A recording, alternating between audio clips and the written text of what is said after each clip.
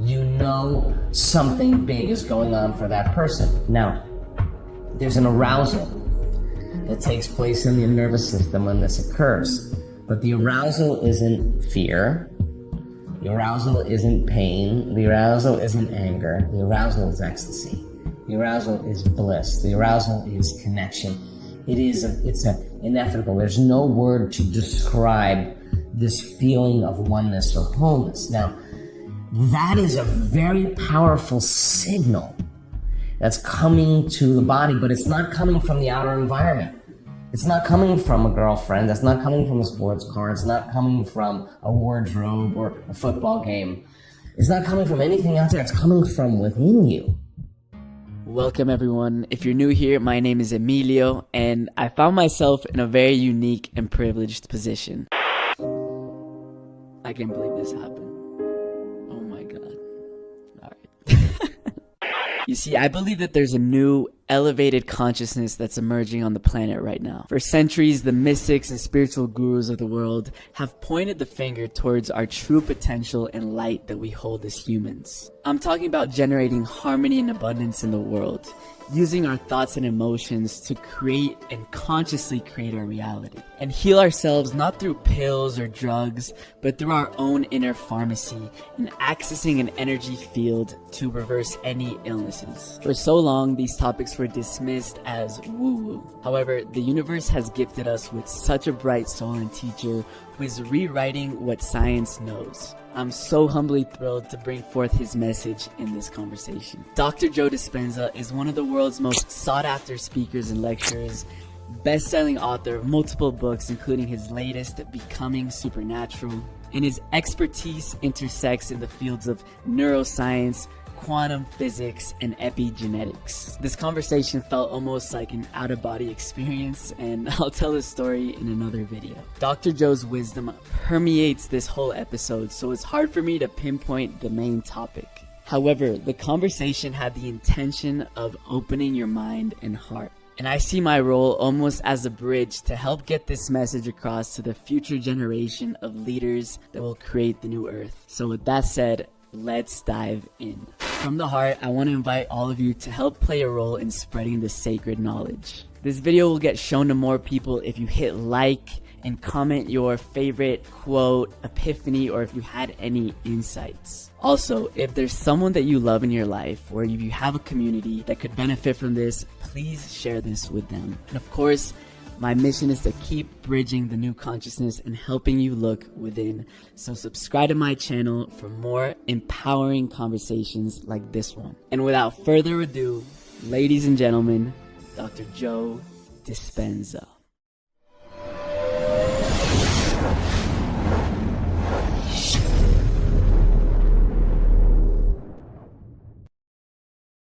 All right, everyone, welcome to the podcast. Today we have a very, very special guest, someone who has been opening minds, opening hearts for many, many years, and he's been working on changing the nature of science and changing the way people approach their lives, the way people change their habits, their experiences, their past, and their future, and the present moment.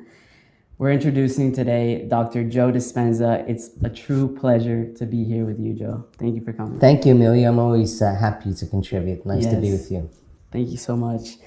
We're always hearing about the new consciousness. I think one thing I want to expand out and scope out is looking at the macro and then go into the micro aspects of how this whole transition is going on. We've had, Gary Zukav on the podcast. He talks about this new consciousness that's emerging for our species right now. And it's like, really, I want to set the context of where we are right now. We're just finishing off 2021. We just came from a very transitional year. 2020 forced us to go back into our houses, look inside. Concept in this podcast that we developed is looking within, tapping into that inner source that we all share. And I guess where I wanted to start with you is acknowledging the significance of what's going on right now in humanity and what you've kind of seen from the external, like from an outside perspective looking in. Where are we right now as a species?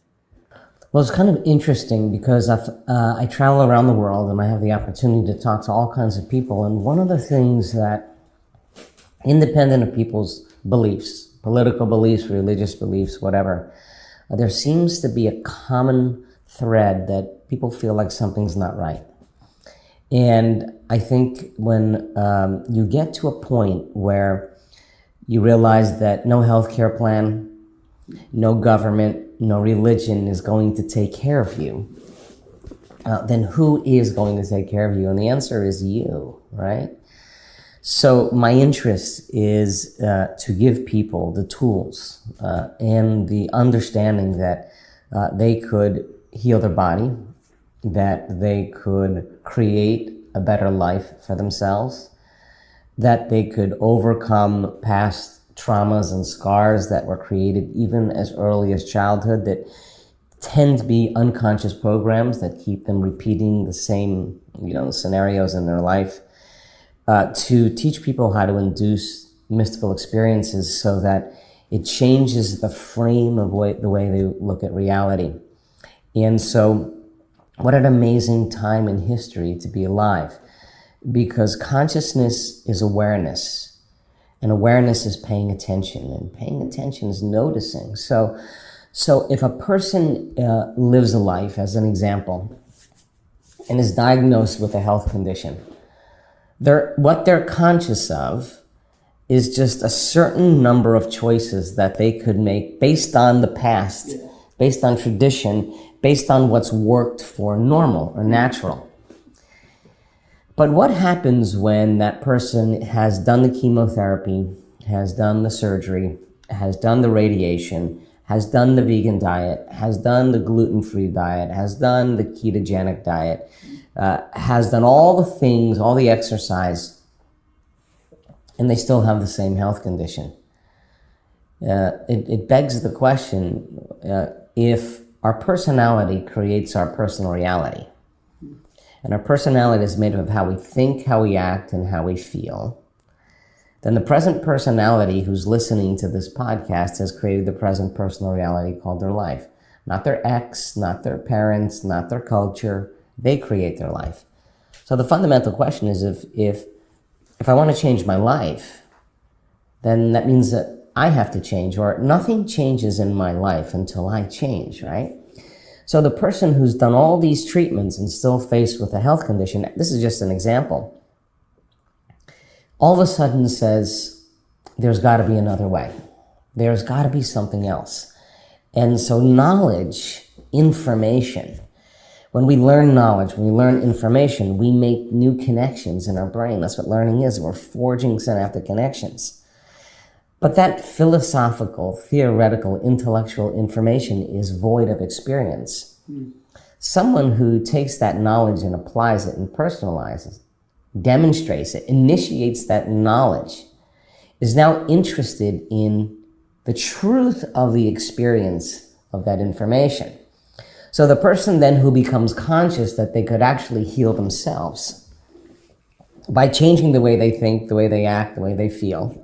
If I truly go into the experiment of no longer thinking the same way, no longer acting the same way, no longer feeling the same way, and I start thinking about what thoughts I do want to fire and wire in my brain, and if I do it with intention and attention, I'll begin to install neurological hardware. Keep doing it, and it becomes like a software program. It becomes a new voice in your head that goes from I can't to I can.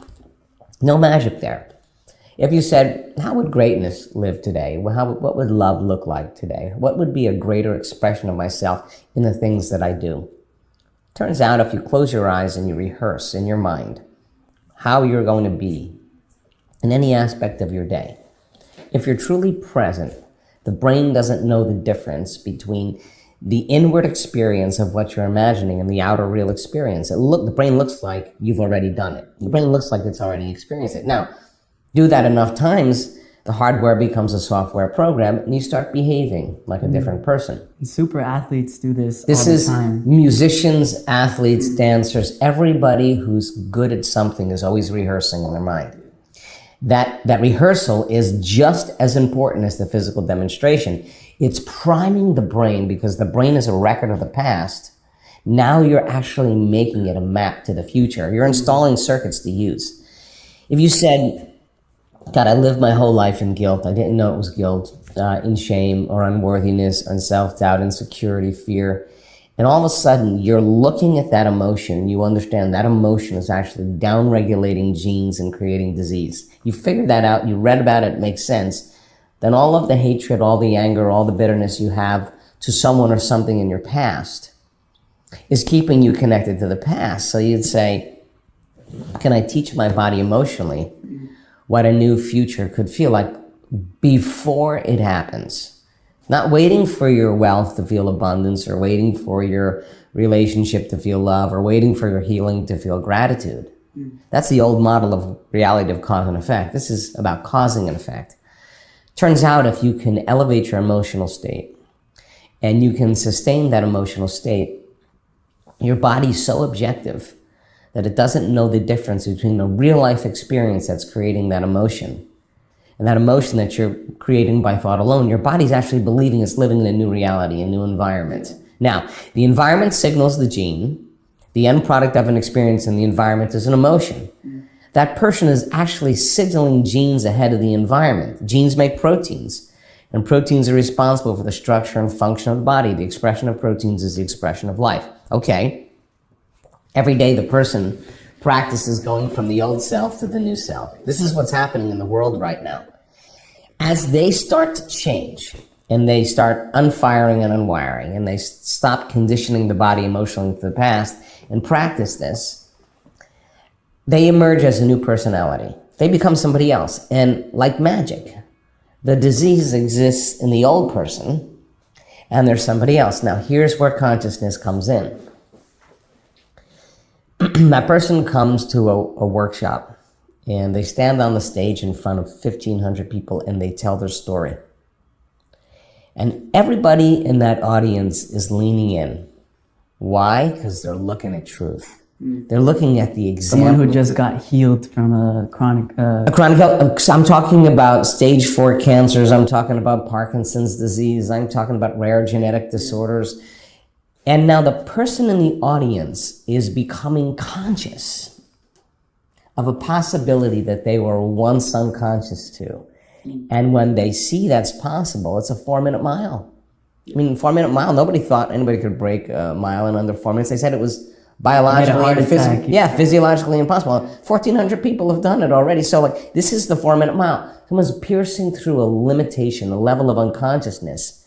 And now that's a footprint in the quantum field. But in 3-dimensional reality, you're looking at that person and they look no different than anybody else.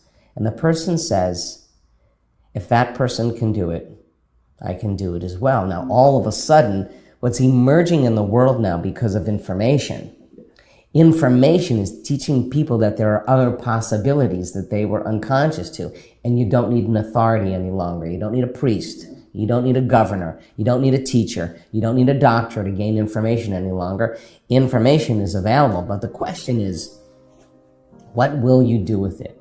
So if you give people sound scientific information, and science is the language of mysticism, and you combine quantum physics with neuroscience and neuroendocrinology and psychoneuroimmunology and epigenetics and electromagnetism, and make it simple, and don't talk about tradition or religion or culture, that's going to divide an audience, but bring the model of science in. If that person can reason and understand what they're doing with that information and why they're doing it, then the side effect of how they're doing it is going to get easier. And now the application becomes essential. So what we're seeing is this emergent consciousness where people are taking their power back and not relying on anyone or anything for their own personal change or transformation. And I think that when you get enough people doing it, emergence in biology is a group of birds all moving in the same direction, of a school of fish all moving. The appearance is a larger organism. They're behaving in the exact same way. There's no leader. When you study that in biology, everybody's leading. So how are we going to change the world? It's not one person, not one consciousness. It's a collective consciousness. And the research says that collective networks of observers determine reality. Get enough people believing in possibility, sooner or later, someone's going to run into that experience. And you need one. And once you know it's possible, then other people will start doing it as well, just like the 4-minute mile. So in the world right now, I think we're seeing a breaking down of so many conventions, whether it's religion or medicine or the environment or journalism. Everything's falling apart right now because it can't sustain itself, because no organisms in nature live in this kind of abusive competition. Organisms survive in cooperation and connection and communion. Keep people in fear, keep them angry, keep them in pain, keep them all those survival emotions. You'll never have community. You bring people into an elevated emotional state, something innate in the human species says we're empathic to one another, and we celebrate one another, we want to get along with one another, we want to cooperate, we want to resolve issues together. That's who we are when we're not living in stress and survival. Yeah, that's amazing.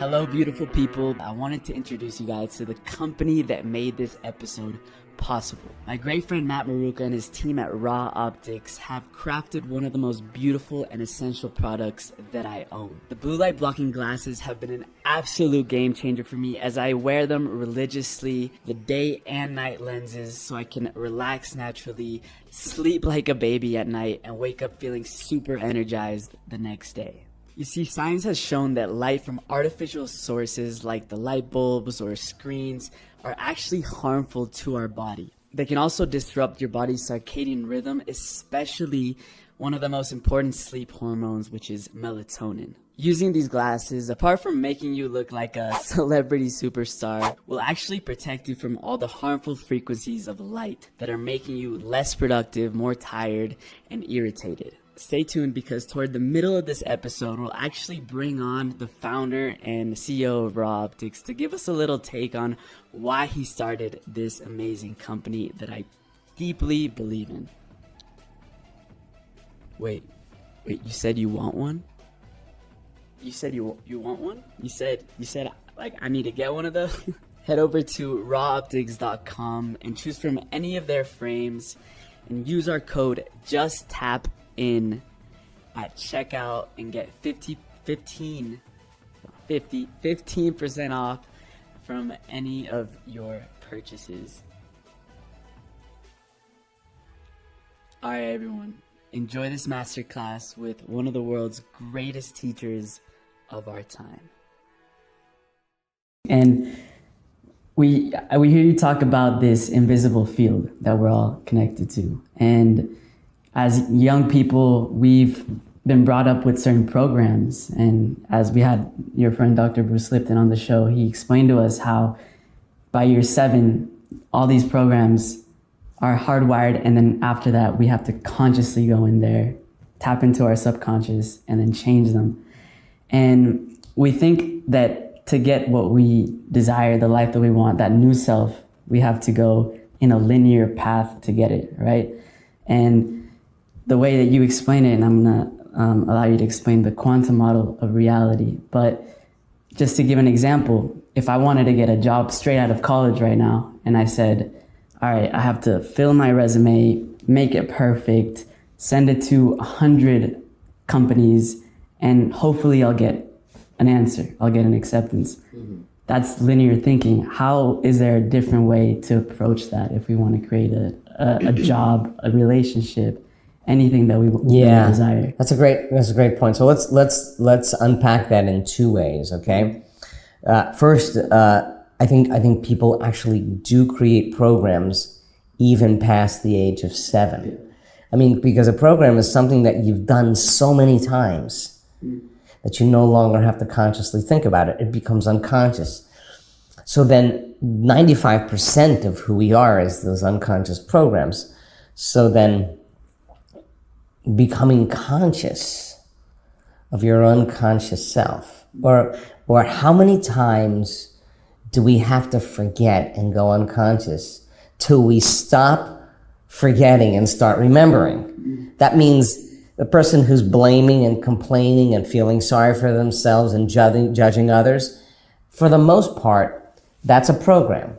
They're not conscious that they're doing that. They've just done it so many times that it's automatic, right? So if the person wants to truly make the change, then they have to really become conscious of those unconscious states. Now, meditation is one of the tools that we use because meditation is a great way to get beyond the analytical mind and get into the operating system where those subconscious programs exist. So if your conscious mind, 5% of your total mind, and then you have your subconscious mind, which is 95% of how we've been programmed. And what separates the conscious mind from the subconscious mind is the analytical mind. And meditation is a great way to teach people how to slow their brain waves down. And just like anything else, it's a skill. The more you practice, the better you get at it. And if you can slow your brain waves down into this right creative state, then you can rewrite a program. Then you can install a new track. You can rehearse a new way of being, right? Now, a person who wants to become wealthy or get the job of their dreams, they still have to fill out all those applications and they still have to apply because that's the process in this three-dimensional reality. Now, everything that's in this three-dimensional reality, whether it's an object or a thing or a body or a person or a place we're sitting, everything gives us the illusion of separation. I'm here and you're there and there's space and time between us. So the way we function in three-dimensional reality is if I'm aware that I'm sitting here and I want to walk to the other side of the room to the door over there, I become aware that I'm here, but I'm separate from that other point of awareness over there. And the way I get from here to there is I have to do something. So in this plane of demonstration, I got to move through space. I got to move my body through space. And when I move through space, it takes time. So time is a function of moving through space, one point of consciousness to another point of consciousness. The thought of me being here and the experience of me being there takes time, cause and effect. But then there's me here, I'm sitting here, then I have my dream job, right? And my brain automatically creates my job somewhere out in my future over there. I'm separate from it, right? So I'm separate from my future, just like I'm separate from something else. And so then the only way that I can get to that future is I got to do a lot of things. I got to work hard. I fill out applications. I got to talk to the right people. I got to go on interviews. And this is how we function in three-dimensional reality. Is that like a masculine perspective? No, it's just the way we function in the world, right? So everything we want is going to take time and energy, right? Because really, we're matter trying to change matter. And if you're matter trying to change matter, it's just going to take time. And when it doesn't work, and you get angry and frustrated and impatient, try to manipulate outcomes. We fight for outcomes. We compete for outcomes because we're matter trying to change matter. Now, learn the skills, make the right choices, make the right sacrifices, and meet the right people. And in time, you may get that job. Nothing wrong with that. That's how we create in this three-dimensional world. There's an invisible field of energy that exists beyond this relative space and time. And there's no objects there, there's no people there, there's no bodies, there's no things, there's no places, there isn't even time, right? Now that's a really big concept for people to wrap their mind around because it's nothing material there, nothing physical. It's a vacuum, void of anything material.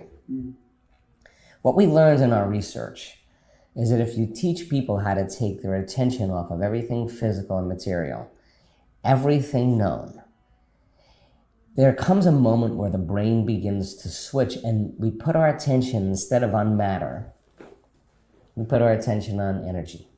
And the quantum field is an invisible field of energy, of frequency, that's filled, fertile with possibility and information.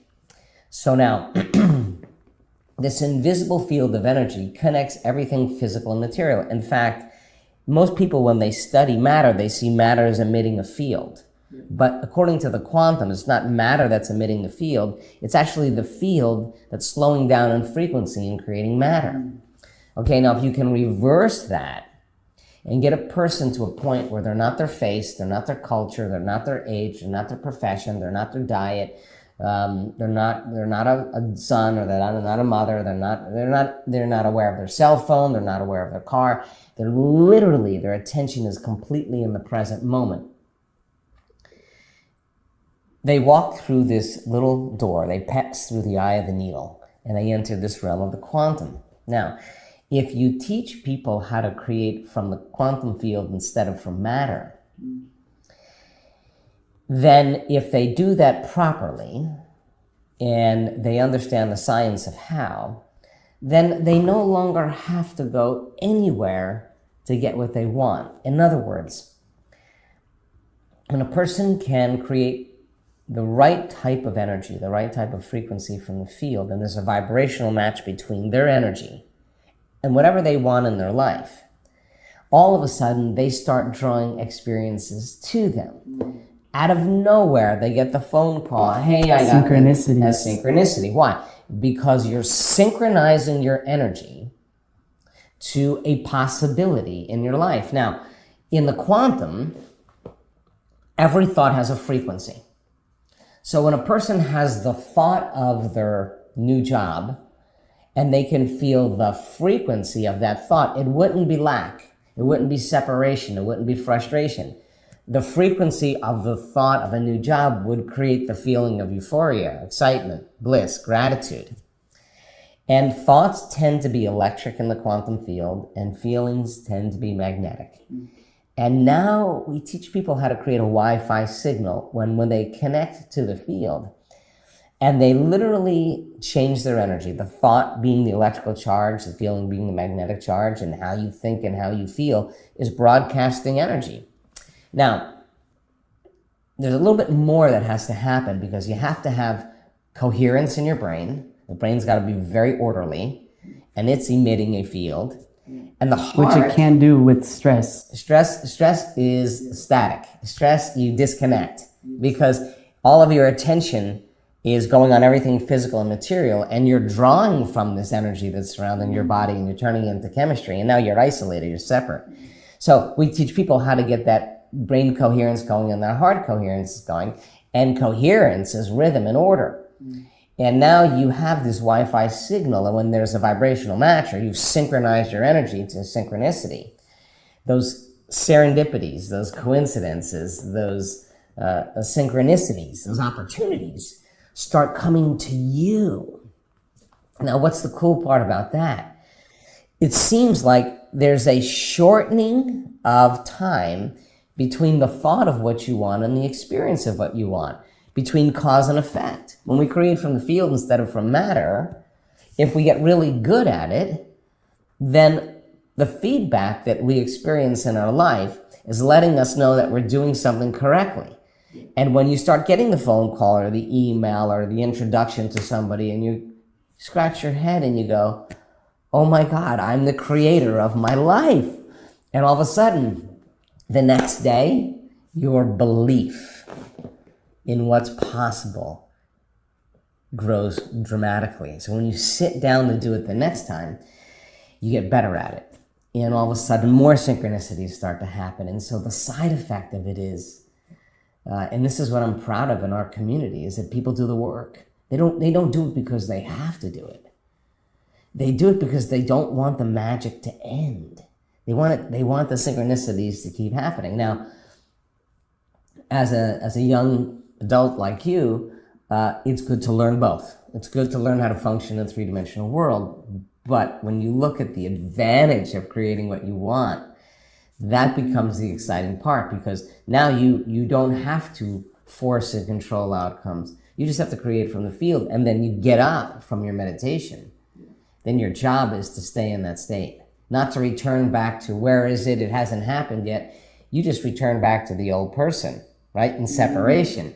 If you're living in the feeling of your future every single day, you would never look for it. Why would you look for it if it feels like it's already happened? That's when the magic starts to occur. So this is the experiment called life. And this experiment says that there's infinite possibilities that you get to experience and create. So the person who heals themselves for chronic health condition, the next fundamental question would be, if I heal myself, can I heal somebody else? What's the science behind that? And now we know that that's possible. Now that you can heal somebody else, is it possible for the person to even be in the room? Can you do it when they're 2,500 miles away? If you understand the quantum and you build the model, you can produce effects non-locally. And we're measuring that. So all of these possibilities that were once never even thought as possible, people understand are possible, and not only possible, they're witnessing the outcome. So we would never know what the next possibility could be until we have the experience, and that experience opens our mind to how many other possibilities can happen from that, and it's a never-ending process. Yeah, I want to get into the concept just to get I know you're really passionate about the mystical, and that's something that I am very, very curious about. And I've heard you talk about how we can actually travel to these dimensions where that future self exists. How do you explain it when it's a dimensional thing? Wow. Okay. So in this realm called space-time, this three-dimensional reality, if you just look at the science behind space-time, there's an infinite amount of space. Space is eternal. There's no end to space, right? And as I said, we experience time moving through space. And we got to play by the rules of classical Newtonian physics. And the way that we create in three-dimensional reality is that you see someone that's got the nice sports car and you don't have it. And the moment you experience lack that you don't have it, but you want it, then the lack says, I got to get busy getting that. Which is social media. Yeah, of course. Everything you feed yourself. Yeah, to keep you consuming, to keep you interested, right? So there's nothing wrong with that. We found that when people really do take from someone to no one, from something to nothing, from somewhere to nowhere, from some time to no time, there are dramatic changes that take place in the brain and body, dramatic levels of order we start to see. There's a level of coherence, a synchronization that takes place in the nervous system. Now, if they do that properly, then we could say then, if you're not your body, if you're not anything you're identifying with in your environment, and you're not thinking about time, well, who are you? Your consciousness. You're aware of nothing. You're in this void, right? In this vacuum. Now, that realm that you pass into is fertile, as I said, with frequency, with information. Every thought has a frequency there.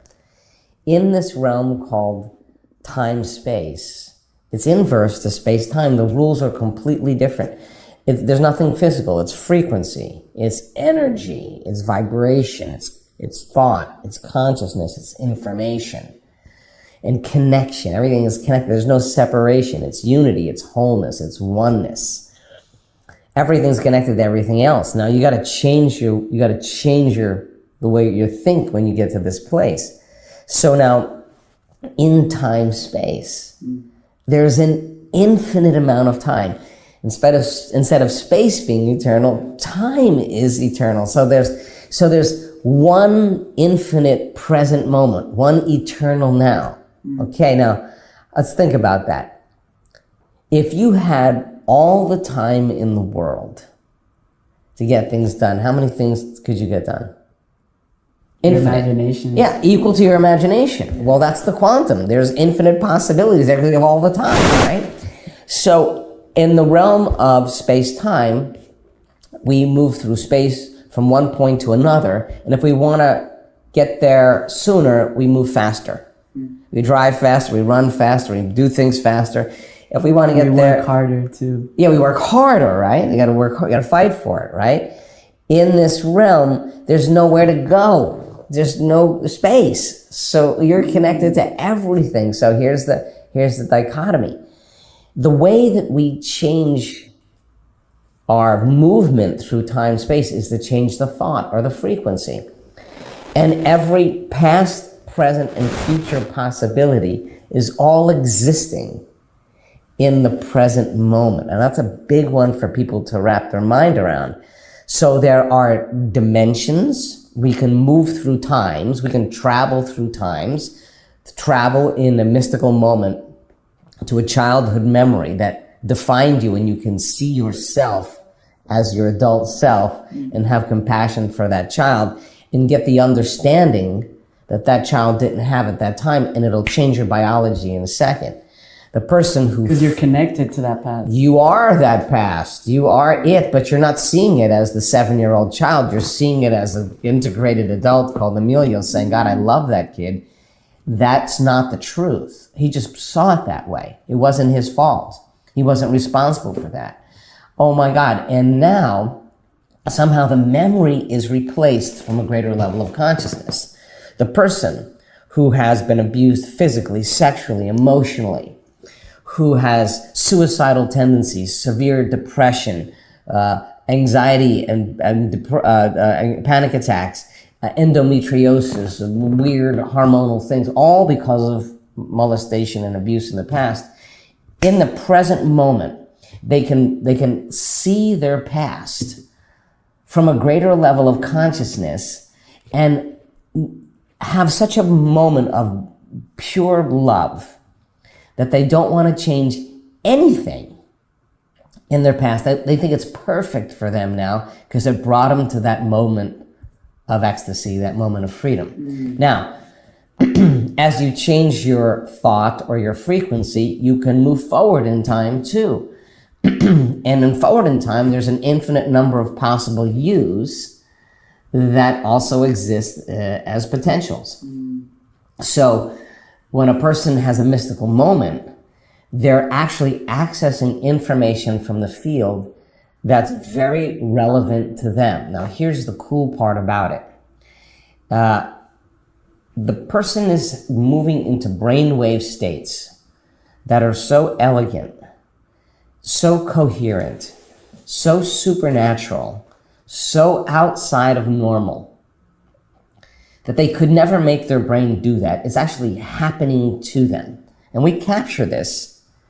And the amount of energy in the brain, from a statistical standpoint, according to mathematics, if you read the articles, they'll say the probability of that brainwave state happening is pretty much impossible mathematically. But if it did occur, it would occur as a momentary phenomenon that would last a millisecond. And here we have somebody sustaining this state for 15 minutes. You know something big is going on for that person. Now, there's an arousal that takes place in the nervous system when this occurs. But the arousal isn't fear. The arousal isn't pain. The arousal isn't anger. The arousal is ecstasy. The arousal is bliss. The arousal is connection. It's ineffable. There's no word to describe this feeling of oneness or wholeness. Now, that is a very powerful signal that's coming to the body, but it's not coming from the outer environment. It's not coming from a girlfriend. It's not coming from a sports car. It's not coming from a wardrobe or a football game. It's not coming from anything out there. It's coming from within you, right? And so when a person learns how to slow their brainwaves down, and they move from the beta brainwave state, we're in beta right now, we're conscious and aware that we're in three-dimensional reality. Tiger runs through the room here. We move into high beta. That's an alarm. We're fear. We have our heightened senses, right? Our senses are heightened. There's danger.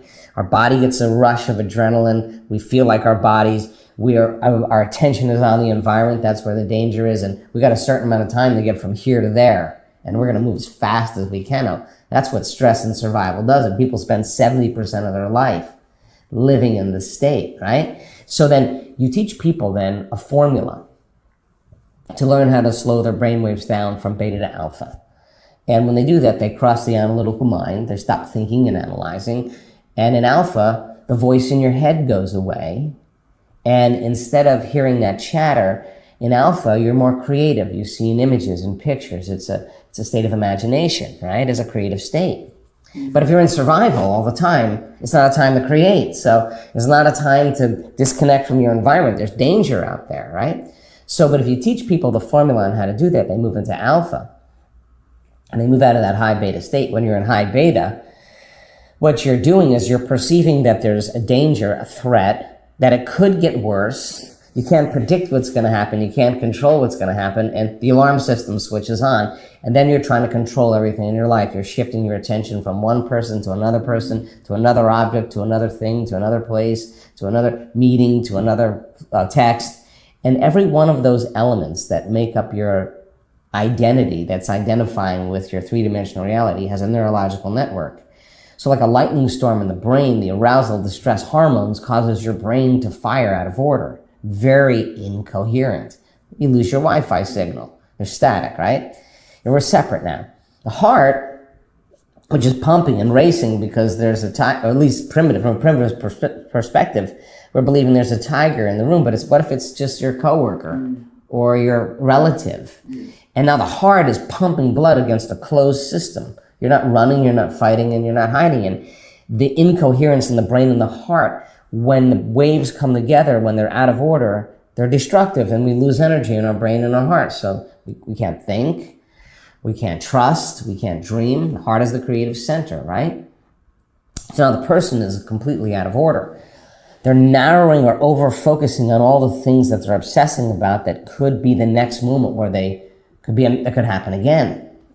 When a person broadens their focus and they start to slow their brainwaves down and move into alpha, by putting their attention on that frequency, on that energy, on nothing, there's an entrainment that starts to happen in the brain, and the brain starts to synchronize. And different parts of the brain that were once firing out of order, larger communities start to form together, and what syncs in the brain links in the brain. So now all of a sudden you see the brain going, the whole entire brain, on the same rhythm, on the same wavelength. The person's experiencing wholeness, right? If you could teach a person how to actually allow their body to start to fall asleep, but at the same time they stay awake, that's called theta. And in theta, that's a very hypnotic state. The door between the conscious mind and the subconscious mind is wide open to information. Now, here's the relevant part. The person in their meditation is not getting information from their environment. Their eyes are closed. There's music playing in the background. They're not eating. They're not tasting. They're not smelling. They're not feeling and touching. Where's the information coming from? Well, when they move into theta, if their body can move into a light sleep while they stay conscious and awake, and they're suggestible to information, but the information isn't coming from the environment, there's only one other place information can come from, and that's from the field. Because everything that's frequency in that field carries information. So when the person puts their attention on frequency, all of a sudden when there's a resonance between the brain, or harmonic between the brain and the field, the brain starts accessing information from the quantum field, and the person has a full-on sensory experience without their senses. They move to another dimension. And when I say full-on sensory experience without their senses, I mean it's more real than this, where we're sitting right now. So think about this. If your senses were heightened by 30% right now, everything you were seeing, everything you were hearing, everything you were smelling, everything you were tasting, everything you were feeling, if your senses were heightened by 30%, your awareness of everything around you would be heightened, right? Awareness is consciousness, and you can't have consciousness without energy. So we see these dramatic changes of energy in the brain. We know the person's connecting, and the arousal is activating a little gland in the back of the brain called the pineal gland that acts like a radio receiver. It literally has crystals in it that's transducing. They call it a transducer. In our brain. Right in the back of your brain. It's transducing like a radio receiver, like a TV antenna. It's taking that frequency and de-encoding it, descrambling it into profound imagery.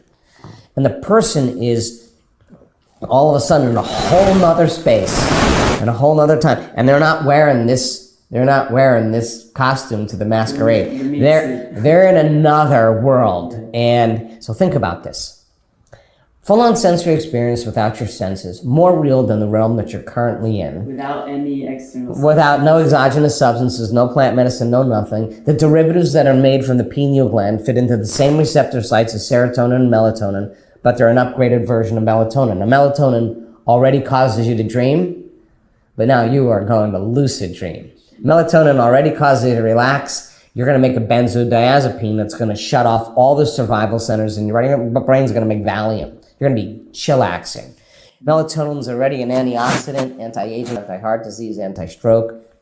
And all of a sudden now, you're going to produce two derivatives, the most powerful antioxidants known to man. Take the molecule, tweak it again, and the same chemical is found in hibernating animals. Hibernation, body goes into stasis, no sex drive, no appetite, no preoccupation with the environment. The body now, you don't even know you have a body. Take the molecule, tweak it again, and you get the same chemical found in electric eels. What does that have to do with anything? Well, electric eel has an enormous amplitude of energy in their nervous system, and we get these high amplitudes. Now, the person has experienced a whole nother aspect of themselves, the unknown self. Not the self that you're aware of, the unknown self that is dimensional. And the biggest lie that we've ever been told is that we're linear beings living a linear life. We are dimensional beings living a dimensional life. Now, that experience is being recorded in the brain. That's what experience does. The emotion that the person is feeling, the arousal of ecstasy, the arousal of bliss, it's not coming from out there. The person is awakening to this feeling, right? And the side effect of this transformative moment, this transcendental moment, is an upgrade in our biology. Sometimes you see the eczema on the person's skin they had for 10 years, then it's gone. It's gone. You see the Parkinson's, then it's gone. The person's been blind from a stroke for the last 2 years, they're seeing now. The person's been deaf for 10 years because of a rattlesnake bite, they're hearing again. Did they come with the intention to heal that specific? Sometimes yes, sometimes no. But what's happening is lights are out in the thinking neocortex and the autonomic nervous system, the limbic brain. That's where those high amplitudes of energy are happening. And the autonomic nervous system controls and coordinates all other systems. It touches every other cell in the body. So now you have a faster frequency, a more coherent frequency, and the frequency that's traveling through the autonomic nervous system is carrying information from the field of holism, of oneness, and it's jiggling the cell, and all the cell does is emit more coherent light and information, and the person in that moment is transformed by energy. Energy is informing matter. So now, when that person comes back to their identity, when they come back to Emilio, since experience enriches the brain, and we don't see things how they are, we see things how we are, that inner experience broadens their spectrum of reality. They see things that they never saw before because their brain wasn't wired to perceive it.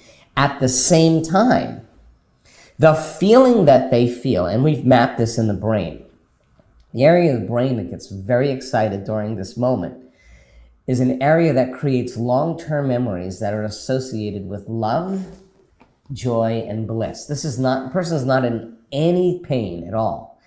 And that feeling tends to replace the guilt, the sorrow, the loss, the grief. In one instant, the person feels like they're a different person. So my interest is in demystifying that process. Why? Because science says that we perceive 1% of reality. Now, don't exclude yourself from that formula. You are part of reality. So when the person has this discovery that they're not this person, that there's infinite possibilities that they could live in or exist in, it changes the game dramatically. You cannot go back to business as usual because you're discovering some aspect of yourself that you were unaware of because you were living in three-dimensional reality. So when we've been mapping this in our studies, we now know how to induce the state. We know how to predict it. On a brain scan, I can say, oh, this person's about ready to have a moment, and we can replicate it. And so we're teaching people how to actually access information from the field for that transcendental moment, right? And that's the pineal gland is the connection between the physics of the quantum field and the biology of the brain and body. And it's a latent system in the brain that we teach that once activated can actually really cause a person to have a full-on mystical moment. All right, what's up, everyone? I wanted to bring you this brief intermission. We're here with my friend Matt Maruka. He's the founder and CEO of the sponsorship of this episode, the company that made this possible. We both just came back from a week-long retreat with Dr. Joe Dispenza, and we just got our mind and hearts exploded. And I wanted you guys to feel Matt's energy. We've formed a very special bond and relationship over the past months in making this episode happen and work in the best way possible for you guys. I wanted to introduce you guys to Matt, and in a few words, Matt, tell us the core why of Raw Optics. Hey, brother. So first of all, thanks for the opportunity. I'm so grateful and blessed that I got to be a part of this experience. I'm sure you told, the audience about how this whole podcast came to be, and it's a really, really cool story. So, I started Raw Optics out of my own personal desire and need. Like many people who are listening to this, I really felt that we all have the potential to be far greater than we can imagine, like Dr. Joe teaches. And when I was younger, suffering with a bunch of different health issues, I started just looking and asking the question, is there more? And I tried all these food diets, like Dr. Joe says, matter to matter. And it just didn't really move the needle as far as I felt I needed. I came to light after reading all these different articles and books and things, and learned that light actually controls our body's circadian rhythm, the rhythm that controls all of our hormones and neurotransmitters. Light controls energy productions in our cells, our entire metabolism. Light controls our mood. Light controls our brain waves. It's huge. It's something even Dr. Joe speaks about, here and there. And I learned that too much artificial light at night was one of the hugest issues we're facing, along with not enough sunlight in the morning and during the day. And so I learned, these blue light blocking glasses to block the wavelengths of light, specifically blue light, that disrupt our body's clock, disrupt our circadian rhythm, disrupt our sleep, and disrupt the production of that key hormone melatonin. And the thing was that the styles that were available, the products just weren't attractive. So for me, it was, how can I take this super high level information that's helped me to improve my health, improve my sleep, improve my energy levels, and actually make it something that I would feel confident about wearing. I was in high school when I was learning about this, so I didn't feel confident wearing an unattractive. I didn't feel confident wearing an unattractive pair of safety goggles to a party. So how can I combine advanced high-level lens technology with really, really stylish and attractive frames, which no other blue light blocking glasses were doing? And that's really why Raw Optics were born. And that's, just was my own personal experience, and it's what I want to bring and give to the world. Amazing. And I want people to really support your mission because, we are the next generation of entrepreneurs, intentional and conscious entrepreneurs. And I see a lot of that in you, and you've inspired me so much. Just to leave people off, what are some of the main 3 benefits that they're going to get when they wear these pairs of glasses? Yeah, super simple. So I can bring it to a real world relatable example. The main effect of lack of sunlight in the morning and too much artificial light at night is circadian rhythm disruption. It means your cycle's thrown off, basically, your daily cycle. Like, women have their monthly cycles. We all have these rhythms that run in the body, but our sleep and wake is the most important every day. So by protecting this system, by getting morning sunlight and blocking blue light, especially at night, but even during the day if we're in an office, you can expect to have more energy in the morning and naturally be more relaxed at night, and then have a better and more stable mood throughout the entire day and more energy. The 2 things that people are using right now to compensate for this issue, the biggest industries in the world, coffee in the morning to wake up and alcohol in the evening, or sleeping pills to depress the nervous system. But this is supposed to work naturally with light in the morning and absence of blue light at night. So that's why they work, and that's how they work. Yeah, I love the concept of going back to our ancestors. And for someone who's really resonating with everything that you're saying, where can people grab a pair of these beautiful, beautiful designed glasses with our discount code? So that would be rawoptics.com. That's R-A, like the Egyptian god of the sun, healing, and medicine. The Egyptians knew a lot of this stuff, so they worshipped the sun in many ways. That's rawoptics.com. Amazing. And the discount code? Yeah, the discount code, I believe it's just tap in for 15% off, only for the listeners of your podcast, this podcast. Let's do it. And the next phase of this podcast with Dr. Joe Dispenza is coming up right now. Get ready. You're in for a wild one. It's an amazing amount of information. So all the love, brother. Thank you so much. Thank you so much, Emilio. Really appreciate Thanks for your work. You too. If you look at, and we looked at 1,000 people, we're measuring intelligence or height or weight or whatever, you see the same bell curve, right? And you divide it in 3, and then as it gets down towards the bottom, there's less people here. Really great eyesight, really poor eyesight. 3 standard deviations outside of normal, you're really good. Like you're the Michael Jordan, right? You're the Tiger Woods. You're in that small percent. three standard deviations. That's really great at something. This is 300 standard deviations. That's another 297 of those past that point. That's the amount of energy that's going on in this guy's brain. And he's hooked up. He's touching the divine. He's not separate any longer. He's hooked up. And the information that the brain is downloading is telling him the past, present, and future all makes sense. It's right there. He sees the whole thing. He's not in the labyrinth of life. He's looking down at the labyrinth of life, and he's seeing it from another dimension. Yeah. Now, I don't know about you, but all you need is one of those, and you just can't go back to being the same person again. You know too much. Yeah. And it's like, well, if you think of humanity as an organism, and each one of us are the cells in that organism, one person awakens, one person has this transcendental experience. Like, you're living this in your in-person events. Like, what is the energy like in those events? Yeah. So it's a really great question because we're studying that now. So in the beginning, we started studying the collective energy of the room. And every single event that we've done, the energy from that event, the next one we do is greater than the previous one. And we started seeing this scale of energy going up in the room dramatically. Then we thought, okay, well, how does it affect people? You know, how does it really affect people? So like 1,000 people, put them in a room, teach them how to elevate their energy, open their heart, put 50 people in the front of the room wearing heart rate monitors. And they're just sitting there.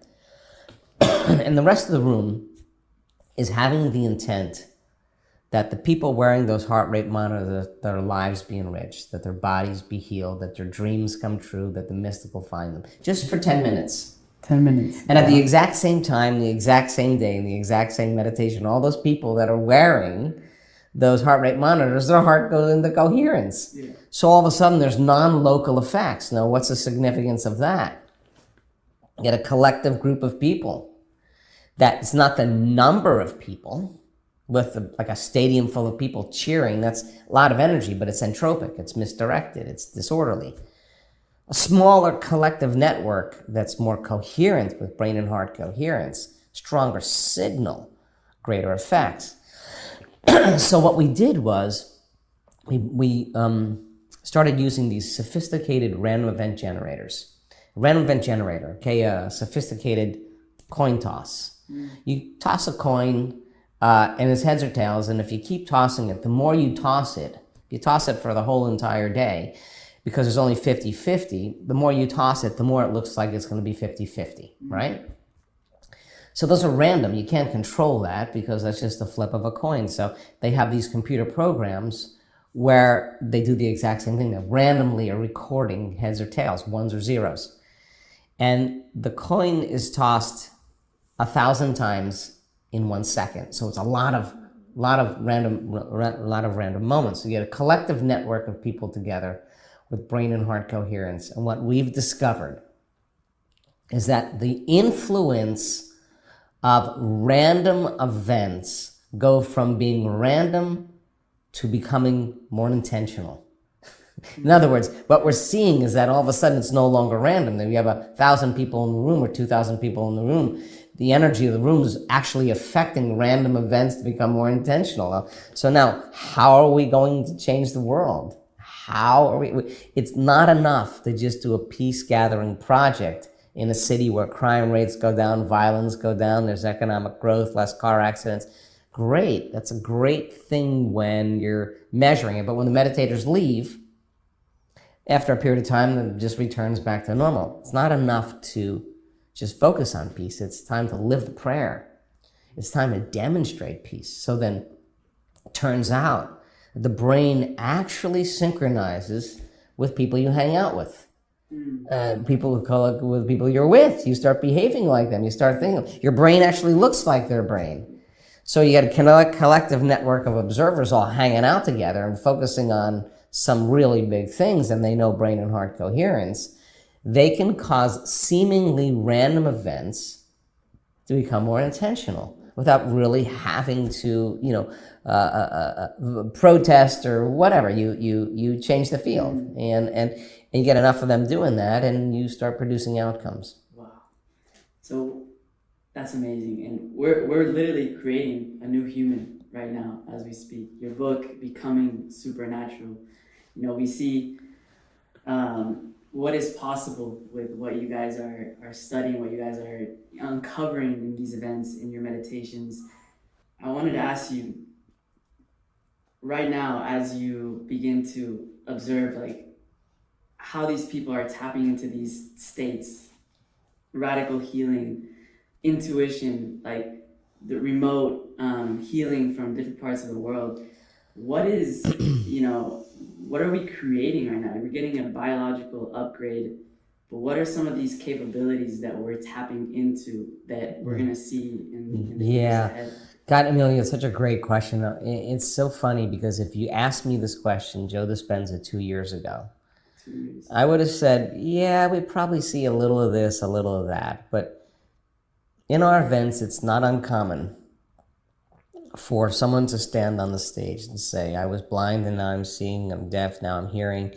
I had stage 4 cancer that spread to my bones, my liver, my lungs. So we had a cancer researcher on the stage just last week. Cancer researcher with a very, very aggressive sarcoma in her uterus. The prognosis is poor. She was unresponsive to every treatment. She's a cancer researcher. She starts doing the work. All of the cancer that spread to all of her organs and bones completely gone. Cancer in the uterus completely gone. She has no sign of cancer. So she discovered the cure for cancer, and it wasn't anything out there. She discovered it within her. She has no evidence of cancer in her body. Now, metastatic cancer, when it spreads to bones or to organs, typically, very rarely does that reverse, right? So now you're seeing someone reverse a stage 4 cancer, and that's becoming the new normal in our work. People are actually understanding that it is possible because they're witnessing it. That's one side. We've done such extensive measurements on brain states. We've had over 18,000 brain scans. We've studied hearts when you're anxious, when you're resentful, when you're impatient, when you're frustrated, compared to a heart that is loving and kind and caring and grateful. It's a very different experience for the heart, and we want our students to be able to do that on a consistent basis. We've seen immune systems get stronger by changing fear to gratitude by 50% in 4 days. We partnered with the University of California, San Diego recently, and we started studying thousands and thousands of biological markers in the blood of people during meditation. Now, we have such great evidence to show that there's something very profound that happens when a person has a transcendental moment and they have an interaction with energy. When they hit those elegant states, they sometimes come to events as sick. We draw their blood at the beginning of their event, and we see what happens to their brain, we see what happens to their heart, and we know this person has had a profound moment, and we draw their blood and we measure everything afterwards. If we take the plasma of those individuals as an example, and we take a pseudovirus that looks just like SARS-CoV-2, or we actually take, now recently, we actually did the actual SARS virus, and we put that virus in the presence of that person, that advanced meditator that had that transcendental moment, there's a consistent resistance to the virus. The virus cannot enter the cell of that person. In people that are novice meditators, and they come to a week-long event, some of the virus enters their cell and some of the virus stays out, so there's somewhat of an immunity. In all the controls, they get infected. All right, so we know now that there's some agent, some cofactor in the blood when a person has this moment. So we've gone through some extensive scientific studies, and we actually isolated the very protein that stops the virus from entering the cell. And if we take that protein and we put it in the infected plasma of the controls, all of the infected controls become uninfected. Now, we're not getting that from anywhere out there. We're actually finding it in someone who has had a moment where they've interacted with oneness, with wholeness. And whether there's some change in energy in the blood and there's some proteins being released, but we're starting to discover there's some powerful agents when this occurs. Take the blood of that advanced meditator and take their plasma and put it in a uterine cancer cell. And the cancer cells, the mitochondria, the powerhouses of the cells, are switched on and they're pumping out a lot of energy. That's why they're almost immortal. If we take the blood of the advanced meditator and we subject it to a uterine cancer cell, 75% of the energy comes out of the mitochondria. It takes the wind out of the cells. Take the plasma of the same advanced meditator and put it on a neuron that has Alzheimer's and produces the amyloid protein, and there's a significant change in the gene expression of the Alzheimer gene. Take that person then and subject their blood to the variants, the lambda variant, the delta variant, the beta variant, and the same thing occurs. They're resistant to the virus. Now, what does that mean? Okay, if you really think about this, it would suggest that there's very dramatic environmental changes taking place from a scientific standpoint. Anybody who sees this kind of gene expression change or change in biology, they would say, oh my God, that suggests that there's a dramatic change in the environment. The problem is the person is sitting in a ballroom in a hotel. There's not a lot of things going on in a ballroom in a hotel. It's not a changing environment. Where is all that change coming from? Information from the field. So we have great testimony in our community of people that have reversed all kinds of things, and people have created all kinds of wealth and created all kinds of mystical moments. And we have really great evidence in our scientific studies, and evidence is the loudest voice. It is the voice that makes the biggest difference. So what kind of human being then, who has trained themselves to no longer be victim to their environment? If I said to you, Emilio, what's up with you today? And you say, oh, I'm sad because of this person or this circumstance. I would say, oh, you mean that person or that circumstance is controlling the way you feel and the way you think. Well, anything that's controlling the way you feel and the way you think, you're victim to. So then, when things are good, you feel good. When things are bad, you feel bad, right? And if you feel bad, then you look for something out there to make this feeling go away. But then when the novelty or the event is over, here comes that feeling again, and you got to go chase something else. Well, the response for many people to their environment is actually weakening their body. The stress response, they react to some event, and their reaction to the event is actually weakening the organism. Now, short term, it's cool. All organisms can handle that. But the long-term effects of that just diminishes or taps the body's resources of vital energy. There's no energy to heal. There's no energy for growth and repair. So what we're suggesting is that when the person becomes less victim to their environment and realizing that they're more of the creator of their environment, and their response to the environment weakens them less because they know how to self-regulate and change, they'll be less susceptible to things in their environment, large or small. And creating a life that is meaningful for a person, someone as young as you, and you start seeing that you're actually creating it, every time you get feedback, a breadcrumb from the universe saying, Emilio, keep going, keep your head down, keep going, you're going to run into something big.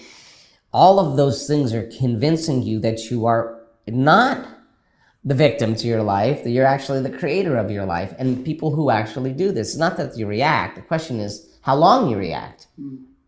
And teaching people how to move out of those states and back into homeostasis, back into balance by self-regulating with their eyes open, getting so good at doing it in their meditation with their eyes closed that they could actually do it with their eyes open in their life. Now it's a different game. So get enough people in the world becoming less reactive to their environment. They're less controlled by their environment. And the side effect of that is there's a huge change in our biology. Huge. I could say right now with certainty, I can say that if people commit to, say, as an example, 7 days of an event that we do, I can say there will be so many biological changes that take place in their body. We have the evidence that says that. We have such profound hope for humanity in what we're discovering. Wow, this interview, I don't really know if I would call it an interview. This has been a journey, and thank you for speaking your truth. Thank you for doing the work you do. I have a couple wrap-up questions, sure, really geared toward the younger generations, the leaders of the future. And before that, I just wanted just to know, where can people dive into your work deeper? You've mentioned your events. We have the books. We'll put everything in the links in the bio. But where would you say is the main direction you would send people for your work? Gosh, I think, the website's drjoedispenza.com, and we have a new course called The Formula. It's 12, episodes, 30, 40 minutes with 5 meditations. Good beginning level, get into it. But the real magic is our week-long events. I mean, that's where you see profound miracles. And so to do a week-long event, you have to do the intensive and progressive workshops as a preparation. So the online course is a good preparation. You learn the basics there. Yeah. But we run these big events around the world because I really think there's something that happens when you get a group of people together in three-dimensional reality. All colors, all shapes, all sizes, all ages. We have 7-year-old kids and we have 91-year-old people. We had 76 different countries come to the event we did in Turkey a couple weeks ago. So we have a huge global community. What's come out of that, Emilio, that's been so moving for me is this youth community. We have hundreds and hundreds of kids now under the age of 25 or 26 that come to our events, and they come in legions. Mm-hmm. And I love this because they're not seduced by the world like everybody else. They want to find out answers. They're interested in important conversations. I want them to understand that there's a neuroscience of culture and that there's a neuroscience of leadership. And when you can teach people that neuroscience, they can lead properly and they can change a culture. They can understand what true cultural change means. And it's not anything different that any other cultural leader did, whether it was Nelson Mandela or the Dalai Lama or Mahatma Gandhi or William Wallace or whoever it was. There's a biology to personal change and transformation. So we have this emerging youth that has to resolve the problems that have been created by this past generation from a greater level of consciousness. And that means when everybody else is angry, everybody else is frustrated, you're going to have to show compassion. And when everybody else is fearful and worried, you're going to have to show courage. When everybody else is racing and rushing and competing to succeed and climbing over each other to get to the top, you're going to have to learn how to be in the present moment and draw it to you. And I think if you do that in the beginning, it feels unnatural because everybody else is doing something else. But how do we become supernatural unless we start doing the things that feel unnatural? So anger is not going to resolve it. That's actually what's created. Prejudice is not going to resolve it. That's what's created it. Greed is not going to resolve it. That's what actually has created it. And so we're in a time right now, right before our eyes. We're watching the world in many ways experience such extreme polarity that the wobbling of polarity is breaking the system, right? And it's creating chaos. There's disorder. Chaos is no longer the known. We're in a big unknown right now.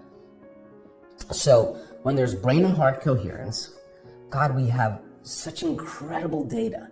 If I trained you on how to do that, you could be running around doing 1,000 different things, and I could say, Emilio, sit down. You got 15 minutes to synchronize your heart to your brain. We do this all the time. Whether the young guys running around chasing this 1-year-old, 2-year-old kid, one of my staff is running around doing 1,000 different things. Sit down. They sit down, and all of a sudden, music starts, and you see them start moving in, and all of a sudden, you see this beautiful low frequency take place in the heart. And once we see that and it starts to build, you see the parasympathetic nervous system go up, which means they're relaxing, and then the parasympathetic nervous system goes down and the sympathetic nervous system goes up, and all of a sudden the brain moves into those gamma patterns, and that person, the heart is informing the brain. The heart is telling the brain it's safe to create. The heart is giving the brain information. We actually see this. Now, The heart has intelligence. the brain thinks, but the heart knows. So all of a sudden, the heart says, Emilio, it's time to create. You're out of survival. And you get these incredible ideas. You get the mystical moment. You get the understanding. You get the download. You get whatever that is. People can do that now on command. Now, why is that important? Because most people are stressed, in survival, and unconscious in a program, and racing and rushing to try to make that feeling of emptiness or pain go away, and they're lost in the illusion of separation, thinking they need the outer environment to do it. Chaos is happening. You got to be the eye of the storm. You got to be relaxed and out of survival and awake. And heart and brain coherence means relaxed and awake. So then we take our youth, and we're investing in our youth right now because they're going to be the leaders of our future. We want to teach them what leadership truly is from the heart. We want to teach them how to make changes that are permanent. We want them to consider the whole. We want them to come up with ideas that we will be interested in supporting and backing, that will create that kind of cultural change that takes place. And most importantly, that they get along with one another. I mean, why can't we just get along with each other? Take away all the governments, take away all the different cultures, and you see people you see art events, 1,000 people, 2,000 people, all races, all cultures. We all get along. Everybody loves everybody. I mean, that's who we innately are. Yeah. Now, you get a collective group of people together and they start healing other people remotely. I want that person who's been healed. I want that person, when they report their healing, we have everybody sign the day where they were in that healing. I want to be able to call you up and say, Emilio, you were one of the 8 people or 7 people that healed that person of cancer. You're one of the ones that did that, right? Now, there's an empathy that takes place in human beings. It's beautiful. It's so deep. When you're part of someone else's change, that's what the tribe does. That's what the species of human beings should be doing when they're not in survival. We should be informing one another. We should be supporting one another. We should be honoring one another. We should be healing one another. We should be shining for one another to show others that they can shine. That's who human beings are. That's the way this culture, the way the species is going to have to unify during a time of incredible chaos, because community is the future, and we're investing in our youth, and we're investing in their community, and we're going to groom them to be leaders. We're going to groom them to be the eye of the storm, to be relaxed and awake, present and conscious, instead of unconscious and stressed in the program. We're like everybody else. And so if you're no longer seduced by your emotions and you know how to control them, You'll be very selective to information. And while the flock is going that way, you may be looking the other way. And that's what I want enough people to do. And that's the call of action right now. I think that's what you're really speaking into. And I wanted to just ask you these last couple of questions. We're trying something new. I'm going to call them, let's say for now, the trio. And the first one that I wanted to ask you is, what impact or wisdom do you want to leave on the young generation and future leaders of the world? Yeah. Well, I think that the demonstration of greatness is so important right now. People are looking for it and they can't find it anywhere. And we can't wait. You cannot wait for someone else to lead. You got to show people what compassion looks like. You got to show them what kindness looks like. You got to show them what equality looks like. You got to celebrate successes in others. We have to be that all the time so that we give people permission to do the same, right? So my hope is that if we can change individuals one by one, we're going to change the world. And that's it. And at the end of a 1 week long event, I would say that 99% of the people that come to that week long event are not the same person that got there. Now, when they go back into their life, and all of a sudden, they're not doing anything differently, but people say to them all the time, what's up with you? What happened to you? You got a new drug? You got a new girlfriend? You got a boyfriend? What's going on? No, nothing. Because they're at a phase. The memory of that person is not matching the projection of what they see in front of them. They're at a phase, right? So, enough people remembering that they're the creators of their life, that they actually do control their emotions, that they actually have the ability, no matter who they are, to create the life they want. And just making the time to do it is so important. So I have great hope at this time in the world right now that all the things that are falling apart have to fall apart, and our youth are going to be our leaders, and we have to demonstrate. We have to teach them how to demonstrate what that looks like. They have to be impeccable when they do it. Yeah, that was beautiful. And what would be one supernatural ability that you would invite the next generation to practice, develop, and act with in their daily lives? All relaxed and awake, instead of unconscious and stressed. Relaxed and awake. Heart and brain coherence. It's an elegant dance, because when the heart is informing the brain, the information that's coming from the heart is not coming from a television commercial. It's not coming from social media. It's not coming from news. It's not that information is not where you're getting. Your heart is informing the brain, and it's an elegant dance. And so when your heart gives you that information that's relevant to you, you will know exactly which way to move. And you won't need anybody to tell you. You will know. So I would love for that to become a skill, and to be so good at it that you can do it with your eyes open as well as your eyes closed.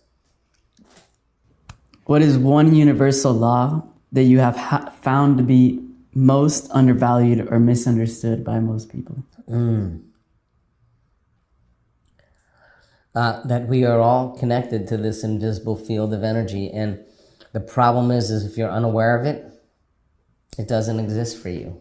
Just like when you're unaware of your nose, it doesn't exist for you. But the moment you become aware of it, it exists. So how much of our waking day do we put our attention on the material world, on matter? And how much of our waking day do we put our attention on energy and information? Practicing every day, connecting to that invisible field. Just because you can't see it doesn't mean it doesn't exist. We are fish in water asking for a drink. So then by practicing connecting to that field, every time a person can feel it, notice it, experience it, pay attention to it, relax into it, surrender to it, become it.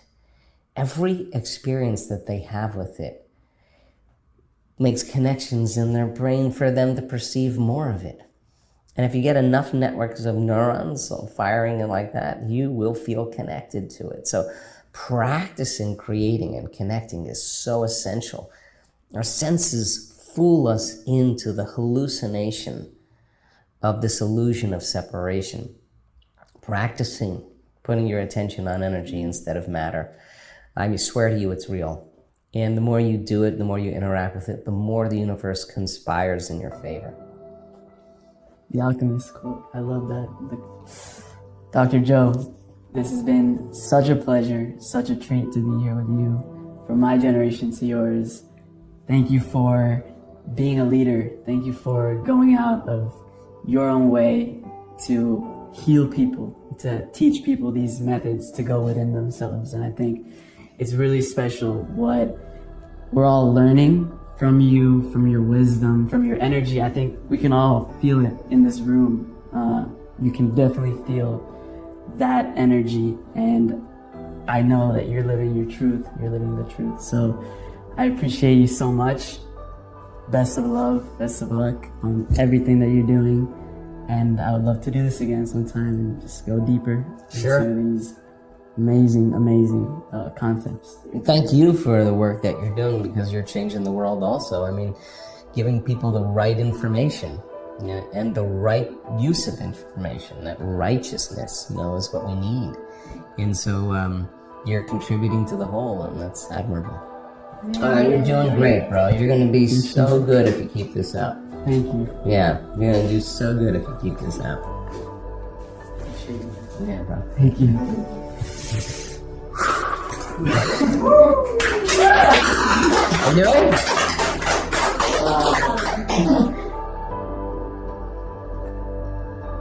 That's a wrap, everyone. My sincere hope is that this conversation shifted something inside you. My call to action is that you don't go back to your normal life and allow yourself to fall into the old self. Something changed if you received this message with an open mind and heart. Ask yourself how the new you is going to show up. What emotions no longer belong in your future? And what will you magnetize in your life as a result of the internal work that you're putting in? My deepest gratitude for everyone that played a part in making this conversation a reality. And I want to thank everyone listening for giving this message ears to receive. I invite you to keep this conversation going and give it wings to fly by sharing it with the people you love that would benefit the most. This is just the beginning, so make sure you're subscribed to this channel, and let's continue to evolve and bridge the new consciousness.